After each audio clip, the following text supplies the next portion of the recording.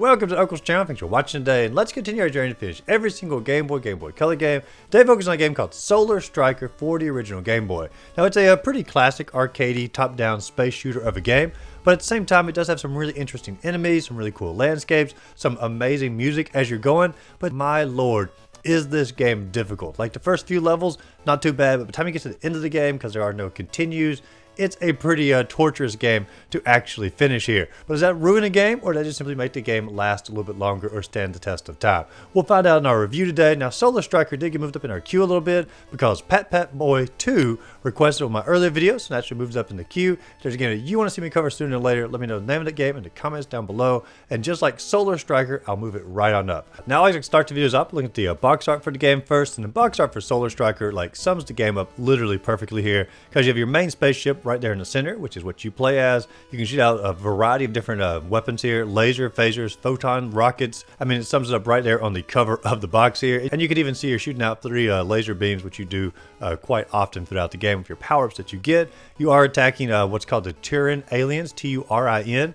And they have a variety of different insects or spaceships. They're all on the box here. And I really do feel like, even though this game does not take place on necessarily the sun, it's called Solar Striker, so the coloring makes complete sense for the game as well. A pretty classic cover, and I actually like it quite a bit. It reminds me a little bit of like an old school pinball machine, even though this is not pinball at all, just simply what the coloring and the action here reminds me. But it does sum the game up really well. Now when you start the game up here, you have a very basic tile screen. The tile of the game up top, a little cityscape off in the background, and some music in the background that always feels like it's getting ready to climax, but it just simply never does. It just keeps building up and building up and building up, and it just simply never goes anywhere. It's not a bad tune, but it just simply doesn't, I guess, ever achieve what I feel like it could. But this is probably like the worst song in the game. So if you actually enjoy this song, I think you'll really enjoy the rest of the soundtrack. And one of the songs in particular, I think is just top tier in all aspects. And we'll hear it as we get to it. But when you start the game up here, there are 6 stages that you're going to go through. And the first stage here is we're journeying off to the planet of Turin. So we are in outer space here. We're fighting things off like infinity signs, spaceships, flies, things like that. And I do notice like you can destroy certain blocks and have a little P behind it. If you collect a P, it upgrades your weapon. Sometimes it'll go from like 1 laser to 2 lasers to 3 lasers. Sometimes it'll increase the speed of your lasers. And sometimes you'll get like a, I guess it's the photon beam, a giant block of laser that shoots out. That's really darn powerful. And every time you get hit, you go back 1 degree of laser, so you don't lose it all at once. However, when you are hit, you basically sort of disappear for a second, and when you come back, the aliens or spaceships have continued to fill up the screen here, and it's really difficult to ever get control of the arena again once you've been hit and knocked back. And so I died like almost immediately here. I lost my first life, came back, aliens were too many out there, died again, aliens were too many out there, died again. I had a game over, and when I had the game over screen, it's a good looking screen here. Your little spaceships, you know, have been hit, soaring down toward the planet, and amazing game over music. So like, if you beat this game and never actually had a game over, you're gonna miss out on probably like what I think is the best song in the entire game. I'll little bit of it play right here.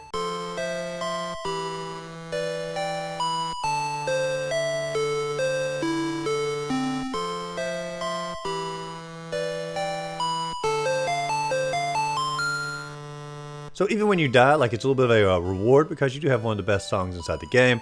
But it does go to show like this game is going to be very hard. I died no telling how many times going through the game, and the further you do get into the game as we journey through the video here, you're going to notice it becomes like less skill and more like luck of how much you can dodge inside of a bullet hell of an arena. But I do journey back into stage 1 here. There's some new spaceships as you get further into it. There's like a little cactus spaceship, you know, 3 little prongs coming off of it.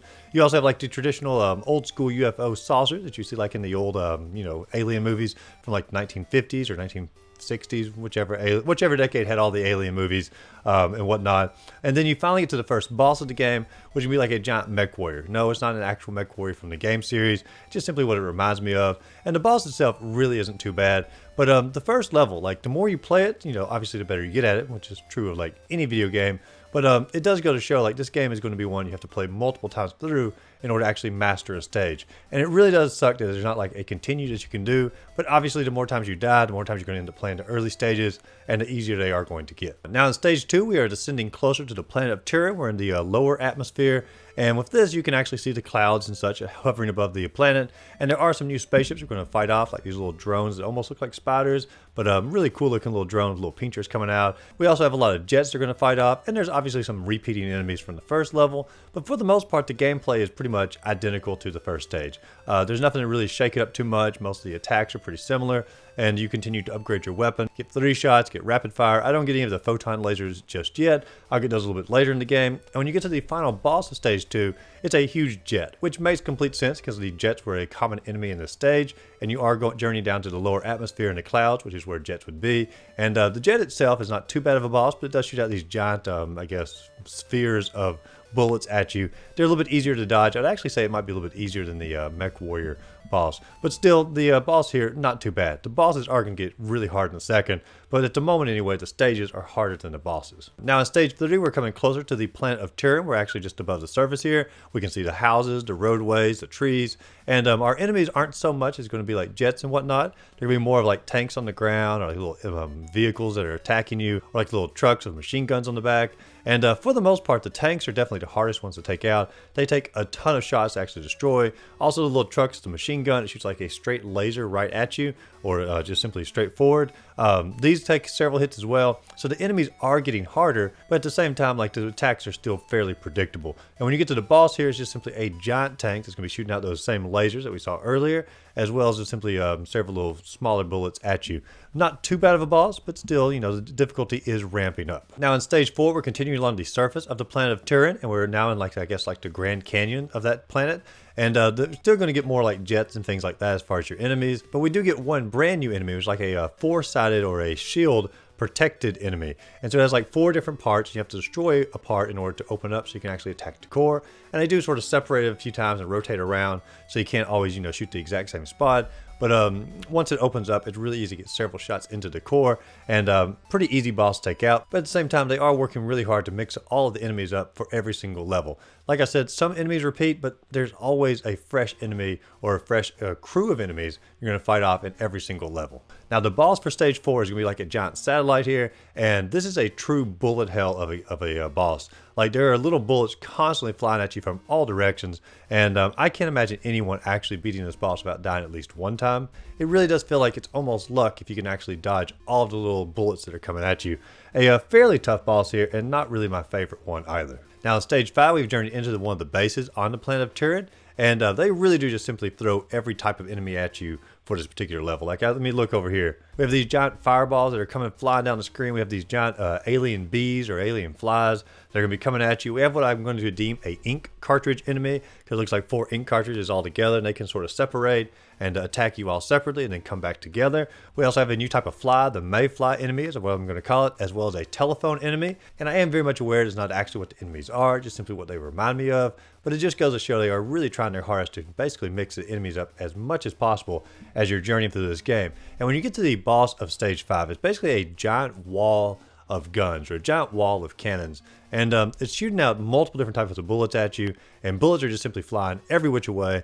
It's like the last boss just got a little bit harder, and so like I really don't enjoy this one a whole lot either, because it does feel almost like a game of luck. And then in stage 6, we've journeyed into the hive of the planet of Turin, and you can tell it's very much of an organic looking level, and even the enemies try to continue off that same idea, because you have more of a organic looking spider that's going to try to attack you.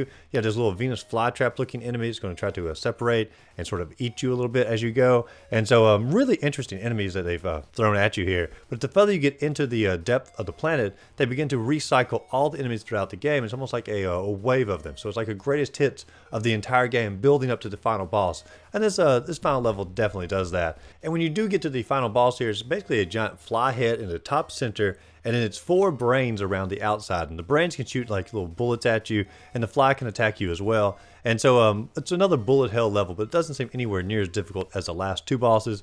And I also had a few lives to spare in my final playthrough here. And so I sort of just went at a, I don't know, sacrificing my lives and just sort of blasting through. And the fly wasn't too bad to take out. And once you finish the fly, it has a really cool cutscene here of like the little fly head on the actual planet. And then you come blasting out of it, obviously destroying the planet of Turin. And then the credits begin to roll, and you dock your ship back on the mothership here. And you've defended our planet from the invasion of the Turin.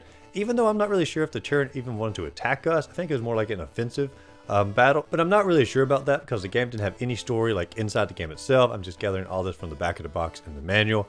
If you want to sum it up, we were trying to take out the Tyrann before we think they're going to come and attack us, and of course here on the credits we have officially accomplished our mission. But let's talk about the game as an overall. Now first off, I didn't mention a whole lot throughout the review, but every one of these levels has an amazing soundtrack that goes along with it, and even the credits here has a really good song. Still, my favorite song is going to be the song for the game over, but the entire soundtrack, excluding the opening title screen, top notch start to finish. And you also have to give the developers some credit here because they made every single stage completely unique with a different atmosphere, different music, different enemies, different bosses. There are a few repeats in the game, but for the most part, every level has its own feel, its own aesthetic, and they did a really great job of actually making the game feel different as you're journeying through all of this. And I do like the weapon upgrades that you get. I enjoy the photons that we finally got inside the game, you know, upping the number of shots that you get, the rapid fire. There's a lot of upgrades that you can get, but at the same time, it definitely does feel like an old school arcade game, and it's sort of a victim of its time as far as being a fairly straightforward path for the weapons. And there are other games out at this time that allowed you to branch out a little bit more as far as weapon goes. Just take like a Life Force and things like that. Those were really branching out, or a Gradius. Those were really branching out in the weapons, and this one even feels a little basic for its time. And like I said, we do need to talk about the difficulty in the game, because like levels 1 through 3, they're not too bad. The bosses aren't too bad. Levels 4, 5, and 6, like they're like almost impossible to get through. And like I said, like you're not really playing for skill. It almost feels like you're playing for luck, and it does get really frustrating to advance that far into the game and just simply have to restart all over again. And yeah, it's only like maybe a 25-minute game if you want to just simply blast through it. But in order to get through that 25 minutes, you're going to have to play it multiple times just to develop a bit of a skill and a bit of memorization. But even then, you're going to have to depend on luck a little bit in order to take out some of these bosses into later levels. It's a very difficult game, and it doesn't feel like a very fair game. And I think for most players, playing with a Game Genie or something like that would make this game the most fun to journey through. So the game definitely has some flaws to it, but also has a lot of pros at the same time. If I was going to give it a number on a scale of 1 to 10, I'd probably give it a solid 6. I think it's worth playing. It has that old school arcade feel, but just going into it, you're going to have a difficult time actually finishing the game. And this would be one to play with the Game Genie or things like that. But if you enjoyed the video, be sure to like and subscribe to the channel. Check out my other videos listed up above, and go out there, find a great game to play. Simply have a great rest of the day.